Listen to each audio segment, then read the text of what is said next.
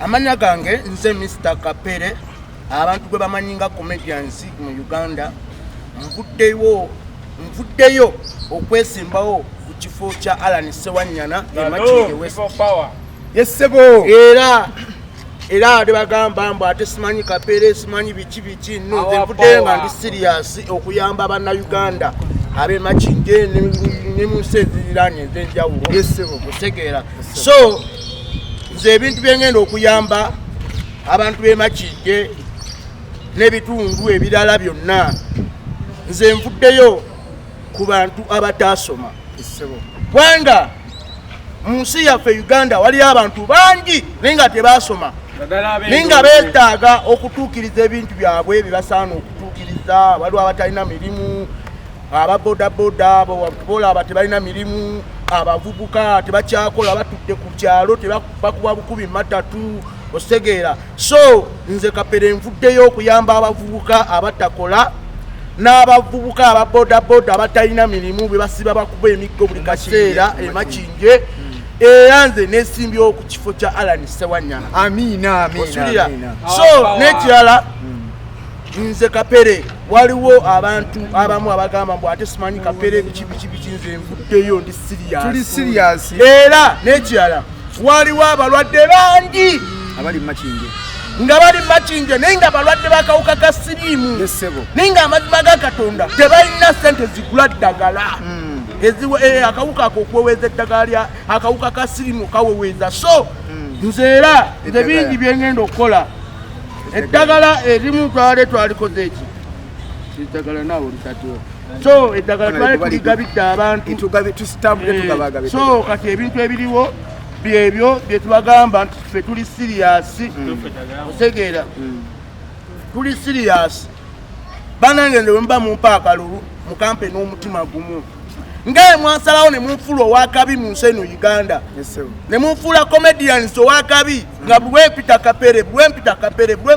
ndi serious. I'm serious. You are serious? Yes. Mr. Kapere. Yeah. Abantu bagamba kati nga campaign manager bagamba musimanya ate wasoma empapula bane tuzirina basebo ne banyabo kino bagita people power our power empapula tuzirina segeera buli kimu tukiina osegeera ezo za balwa ya mukaaga eno mugiraba buli kimu tukiina osegeera bino mubiraba nabye tubirina buli kimu tukiina osegeera so kati wemuvaayo ne mugamba mbu ate Kapere tasobola banange mumpa obuwagizi sobola okutuula mu parliament sobola okukiikirira Machinge West.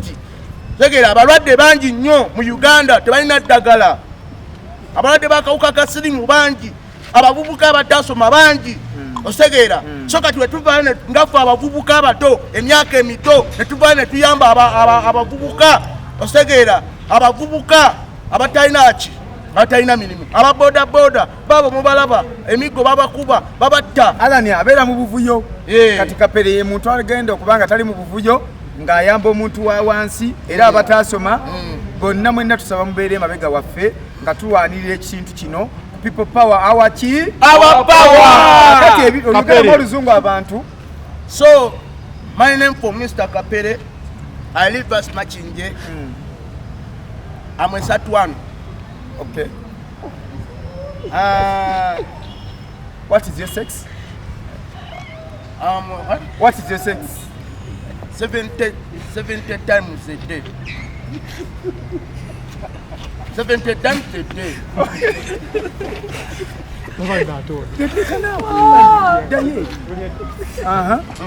So, Uganda. Wewe twasoma Kapere mu parliament bogera luzungu bakubuuza erise mu parliament bogera luzungu abantu abatasoma Kapere mu parliament bogera luzungu twagala bakakase bakuyise saazi notese Machinge biche bibalemi. What is your sex? Biche bilemi Machinge mu luzungu neyanza mukama wange olw'okumbuuza ekibuuzo ebintu ebiremye mu Machinge West. Kapere mu luzungu ebintu ebiremye mu luzungu parliament ya luzungu. Kati nze nvuddeyo kuyamba batasoma, nze nvuddeyo kuyamba batasoma.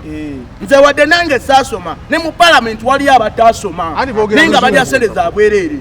Segera mu parliament wali abatuddeyo nga tebasoma nga just bagulirira bugulirizi kutula mu parliament so mu Machinje West wali abana batasoma ninga banyonya emirimu tebakola ki tebagiraba osegera so dange Kapere ndi wano nange sina mulimu so nga nawe mbavudde ne nyamba abavubuka abatalina mirimu osegera abakyala nabo tebalina mirimu kati nga mu comedy tubadde abantu balowooza tuli mu comedy ne kuno tuli serious twagala tukole ki tuwangulire wamu so honorable twagala tusibula abantu ndowooza so Bob Wine wano yavaayo n'agamba yesimbyewo Kyaddondo West so ne bangi bamunyomereranga kati essaawa zino wuuyo w'amaanyi so kati nange waliwo abasandise okutandika okunnyomerera butajja sobola tajja kutula ku ntebe tajja simanyi tuyamba so amwe serious amwe Mr. Kapere the number one people power aya nitwegendereze tuzze tugenda kujja fe tuzze fe twesimbyewo ku kifo ekisava era buli muntu yenna abantu b'e Machinje n'ebitundu ebirakabalagala wonna mu nnyonnyowa bwe mpitamu byensooka okukola kuyamba abantu abali wansi abateesobola bataasoma segera nze nvuddeyo segera Kapere mu Machinje mulimu abavubuka bangi abaasoma kate ngo olulimi lw'okozesa tebajja bitegeera bulungi banyonyole mu luzungu engeri gyozza okwesimbawo oluzungu ngenda ddogera Machinje West amwe Mr. Kapere bamwita Mr. Kapere amwe Mr. Kapere I live at Machinje my wife's home my children's home my people's my friends the people's is home okay yes saba akalulu mu luzungu Kapere tosabye bantu abasoma bali Machinje kalulu mu luzungu basabe mu luzungu basabe my friend from Machinje give me a kalulu ako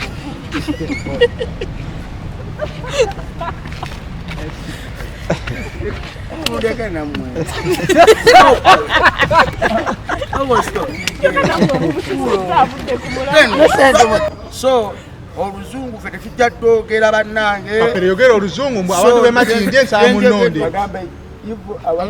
your people of Machinje vote me so Ssentumbwe kansala wange esebo nze nkuteekwa kwesimbawo ku kifo ekyabatasoma abalwadde ba siriimu osegera so nze nange saasoma naye ebbaluwa za mukaga zokola ki nzirina naye nze wadde saasoma naye nze Kapere nsaba abantu b'e Machinje gyembeera MP abayogera luzungu Kapere anti agenda kuba saba akalulu mu luzungu abatuuze b'e Machinje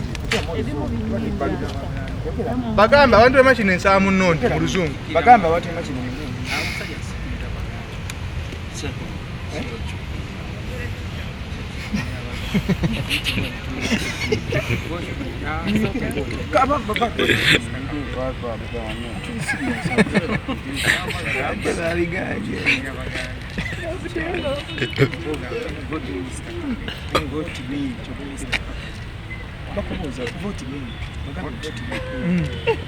basaba akalulu abantu b'e Machinje nsaba munnonde got me home Machinje Machinje got me home Machinje West got me home Machinje West okay ate tubadde tukulabanga gwasabiriza abantu ogera bakiikirira otya wansabo obadde tukulaba ng'osabiriza okola obutambi ng'osaba buyambi kale ate bwanoonya obuyambi ogenda yamba otya abantu gwanoonya obuyambi teri kino kikyogera teri muntu atanyonya buyambi teri mu nsi kuno ku nsi teri muntu atanyonya buyambi kabaani buli omu anyonya buyambi segera so kati bwe ovaayo n'ogamba mbunze Kapere mundaba mawulire mundaba simanyi biki mundaba mubikoze bitya nze nvuddeyo naye nze wadde omuntu anyonya obuyambi teri muntu atanyonya buyambi n'owabaana n'owaba mugagga n'owabaani amanya ag'amatuufu mugagga n'owaba afiiriddwa era ayita bannayibba ne bamuyamba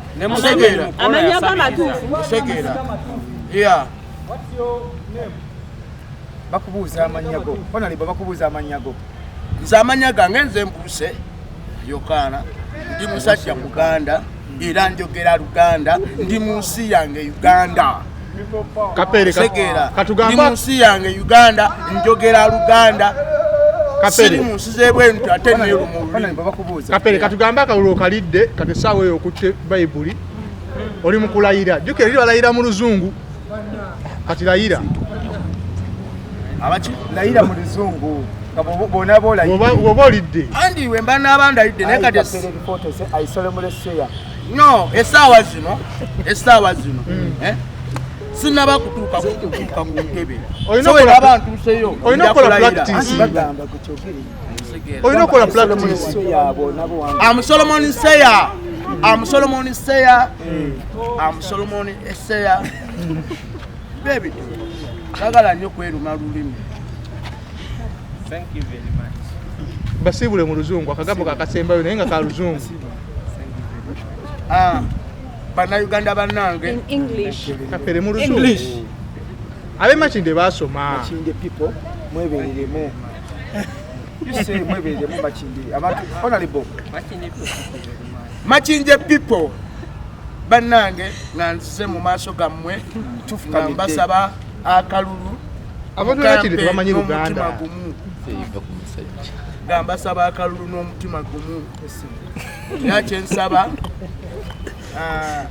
bwe mba nzize bingi byengenda okukola ebiremye Makinde osegeera amalwaliro Makinde tetugalabamu abalwadde basirimu bakaaba tubalaba ku TV naye nga tebalina ddagala osegeera abavubuka tebalina mirimu tebakola basiba bakuba misota so kati nze Kapere nvuddeyo ngenda banyonyeza emirimu tukole tugaggawale nga ffe abavubuka osegeera so guno omulembe gw'abavubuka gwa .com osegeera tulina okwebereramu twebereremu osegeera basebo ne bannyabo bampita Sentumbwe era agenda okwesimbawo ku bwa kansala wano e Makinde West wano kansala mu Miruka omuli Kereziya madirisa ne kanisa nga nze ngenda okujjawo kabonge wano e Makinde naye ng'era essaawa